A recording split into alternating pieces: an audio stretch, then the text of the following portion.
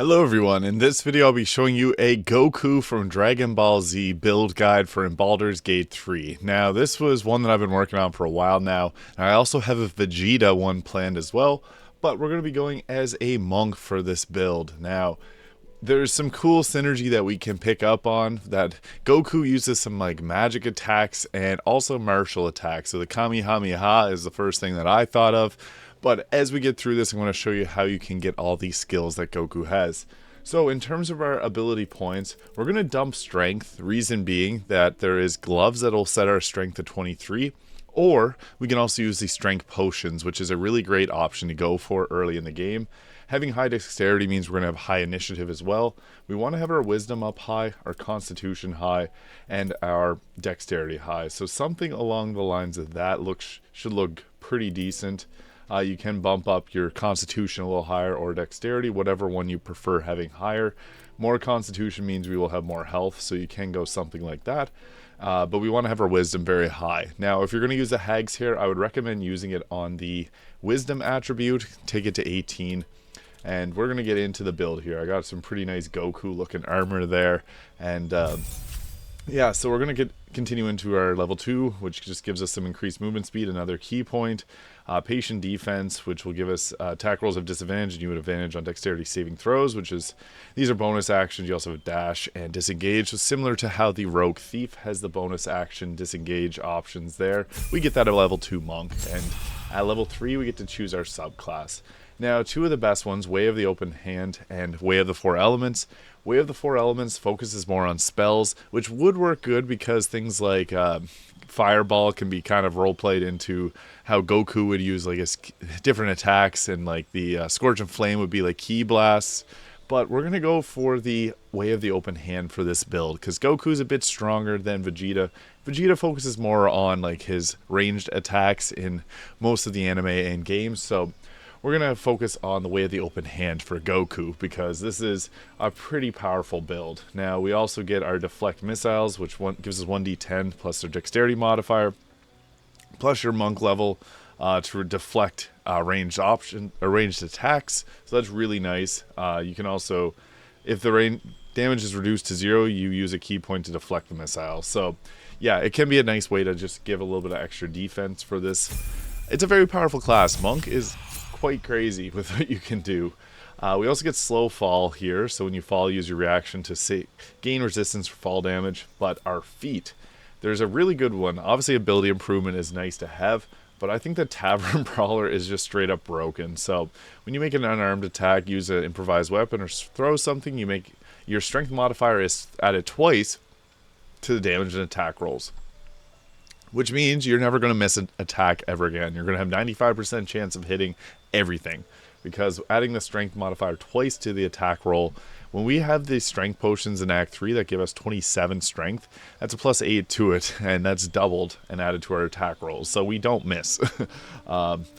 If you would have taken the constitution at 15, we could take it up to 16 here, but we can also use an ability score later on to increase that further. At level 5, we get an extra attack, and the monk can attack a lot. Like, you get multiple attacks from all your different options here, so you can attack, follow with another attack, especially the Way of the Open Hand using a bonus action for its attacks. So level 6 monk, we get ourselves Key Empowered Strikes, which your unarmed attacks count as magic for the purposes of overcoming enemies' resistance and immunity. So anytime that there's an enemy that has physical resistance, you break through that, your attacks are considered magical, so you don't have that half damage. So straight up just more damage, which is really nice. You also get the Manifestation of the Body. Your unarmed attacks deal additional 4 to 7 necrotic, 4 to 7 psychic, or 4 to 7 radiant. And then Wholeness of Body, you regain half your key points, enter a state of wholeness where you regain key points and have extra bonus action. So that's quite nice, because extra bonus actions means we can attack many, many times. And as we get up in the next level here, we get Evasion. When a spell or effect would deal half damage, on a successful dexterity saving throw, it deals no damage if you succeed and only half if you fail. So this is similar to the Uncanny Dodge, which is something that the rogue gets. So another nice option here, or another nice perk here for the class. You also get, if you're charmed or frightened, you cast Stillness of Mind to remove it. So nice to have that because Frighten can take you out of battle completely. It's nice to have an option to just override that. Now, we can go with something like Savage Attacker. When make a melee weapon attacks, you roll your damage die twice and use the highest result. I do think that the best option here is Alert for increased initiative, meaning we're going to attack first, and also an ability improvement because we can take our wisdom up. Let's say we had a Hag's Hair on the wisdom, we would put 2 points into wisdom to take it to 20. A little bit extra health here, or extra dexterity is always nice, but we'll go with that for that level there. And then Monk level 9, unarmed, difficult terrain won't slow us down, which is huge. You can jump an additional 6 meters when you're not wearing armor. So jumping around is actually one of the best parts about being a monk, is you get lots of movement speed. And that's that for level 9. Next level, this is where we can choose. We can either go with our improved on our movement and purity of body, which gives us immunity to being poisoned. I think that honestly one of the best things to add to Monk is to add in the Rogue. Fighter can be nice too, but the reason I'm going to add it in Rogue is that it gives us a bit of more skill proficiencies, which are nice to have against whenever we're in combat. So there's a few ones outside of combat are really nice to have as well, but I think that Insight can be good. Athletics gives us the ability to shove, so that can be quite useful. And then Acrobatics helps resist, or Athletics and Acrobatics can kind of help out there. Sleight of Hand is good for just picking locks, but we can also use our unarmed strikes to attack locks. And then we just get our cunning actions, which kind of a wasted level there, but level 3 is what we're going for here with the fast hands, giving us an extra bonus action, which pairs very well with the monk. So we also get more resistance to fall damage. Not really the biggest deal, but here is our Goku build, and what's cool about it is we also get wholeness of body, so you can see 3 bonus actions there, and it gets pretty crazy because what we do is we go in and you can use like key resonating punch, so this is actually quite a powerful attack. And then I forgot to pop a strength potion. I gotta find one of them in my inventory here because otherwise we don't have our strength set up very high, so these attacks won't look great, but there we go, we got them a little bit higher there. I'm trying to find the strength potions, but his inventory is diluted with a bunch of stuff. But oh yeah, there we go. Cloud Giant the Cloud Giant potion will set our strength to 27, which means that we are going to be hitting for some huge numbers here. So plus 8 to strength checks is quite powerful. 27 strength there, 20 constitution, 18 wisdom.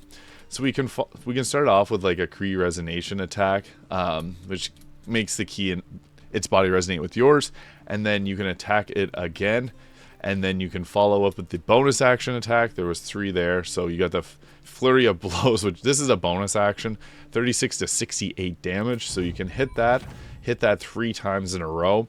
You also have the bonus action to topple and knock it prone, so you can run around knocking everyone prone, which makes it a lot easier for your team.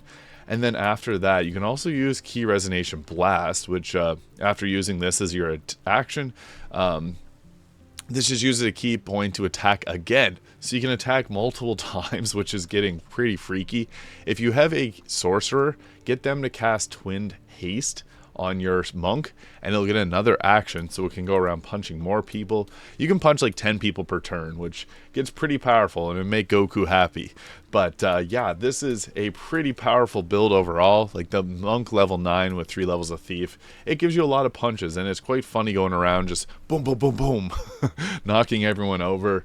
And yeah, so that is Goku's build guide for Baldur's Gate 3. I am working on a Vegeta build guide, so that will be coming out soon. I'm just putting the finishing touches on that.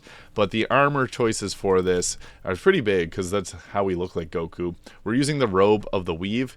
You gain a +1 to spell save DC and a spell attack rolls, but this gives us a +2 armor class. So we're sitting on an 18 armor class there. Not amazing. You can pump that up to 20 with certain items, but we also got the +2 constitution from the Gloves of Soul catching. So this gives our unarmed attacks 1d10 of force damage. And once per turn, you can either gain 10 health points, or you can gain advantage on attack rolls. That's pretty huge. And it also gives you advantage on saving throws. So you get the choice of going with either of those, keeping your health pretty high. Now you can go with the Constitution Amulet if you don't want to go that route. This will give us 135 health, which is great to keep us alive. I like the Ring of Regeneration, giving us a 1d4 of heals, alongside the Killer Sweetheart to give us a critical hit, which can be pretty devastating. Also, for helmet, I was going with the Warped Headband of Intellect if you want to add in Wizard, but don't overly recommend it. The Helldust armor can be really great because this doesn't allow people to land critical hits on you, and it's light armor. I'm also using the Cloak of the Weave, +1 to spell save DC and spell attack rolls, but there's obviously better options there, like the Cloak of Protection could be pretty good. I just went with that one because it fit the aesthetic pretty well of this, making it look like Goku. So while that's not the best option, you can go with the Vegeta build that I'll be coming out with because it will work in some spells. But the Cloak of Protection will give us the 19 armor class, and then the Disintegrating Nightwalkers to give us Misty Step. Mobility is everything. There's a few other really great ones, like the Helldust Boots are just a classic for just overall being able to pop up, and it's kind of like instant transmission, I guess. So the Helldust Boots, Misty Step, either of those being able to teleport around like Goku. And then also, yeah, that's that for the gear. You can get your Constitute or your Wisdom up higher to give yourself better defenses, but yeah, you gotta use the Hag's Hair for that. So that is my Goku build guide. Stay tuned for the Vegeta one. I think the character will look a little bit more like Vegeta. There's not much that made it look like Goku, but tried my best. Thank you so much for watching, and if you found this video useful, please hit the subscribe button below, and I'll see you in the next video.